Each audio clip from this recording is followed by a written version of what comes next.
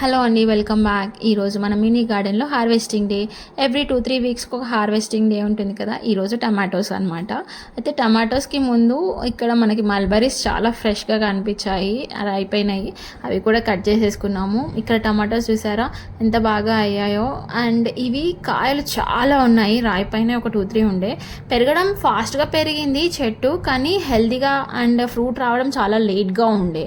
So ఆ హెల్తీగా లేదు అనేసి ఏం చేసామంటే మనం జీవామృత్ పోసామన్నమాట.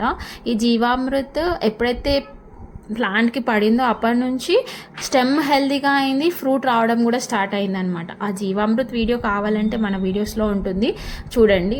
అది కెమికల్ లేకుండా యూజ్ చేసిందనమాట. సో ఇక్కడ మింట్ ఈరోజు నేను కర్రీస్ కోసం కాకుండా ఫ్రెషనర్గా యూజ్ చేద్దాం అనేసి తీసుకున్నాను. ఇంకొకటి సర్ప్రైజింగ్ థింగ్ ఏంటంటే మన బాయ్ దగ్గరికి గ్రాస్ కటర్ తీసుకున్నాం. ఇది ఎంత పడింది, ఎలా పనిచేస్తుంది నెక్స్ట్ వీడియోలో పెడతాను. Do subscribe.